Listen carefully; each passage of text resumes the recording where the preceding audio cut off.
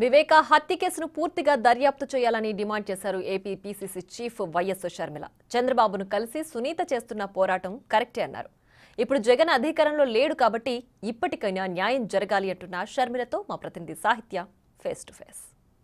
PCC chief Sharmila Ambedkar రాజ్యాంగ నిర్మాణం రోజైతే కనుక కాంగ్రెస్ పార్టీ ఆఫీస్ నుంచి అంబేద్కర్ స్మృతివనం వరకు అయితే పాదయాత్ర చేసుకుంటూ వచ్చారు. మేడం, రాజ్యసభ సభ్యులు ఇప్పటికీ రాజీనామా చేస్తున్నారు కదా, మిగిలిన ఎంపీల పరిస్థితి ఏంటంటారు? అసెంబ్లీకి సునీత మేడం వెళ్ళి ముఖ్యమంత్రి చంద్రబాబు నాయుడుతో మాట్లాడిన పరిస్థితి ఉంది. కూటమి ప్రభుత్వంలో వివేకానందరెడ్డి హత్య కేసు గురించి ఏమైనా న్యాయం జరిగే అవకాశం ఉందంటారు? కనీసం ఇప్పటికైనా వివేకానందరెడ్డి కేసులో న్యాయం జరగాలి.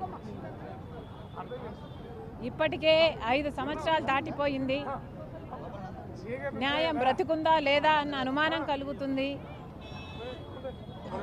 జగన్మోహన్ రెడ్డి గారు ఇప్పుడు అధికారంలో లేరు. కనీసం ఇప్పుడైనా న్యాయం జరుగుతుంది అన్న ఆశ ఉంది. కాబట్టే సునీత ఇప్పుడు కూడా పిల్లర్ టు పోస్ట్ ఎక్కడ న్యాయం దొరికినా తీసుకోవాలి అన్న ప్రయత్నంలో ఉంది. తను చేస్తున్నది తప్పు అని నాకేమనిపించడం లేదు.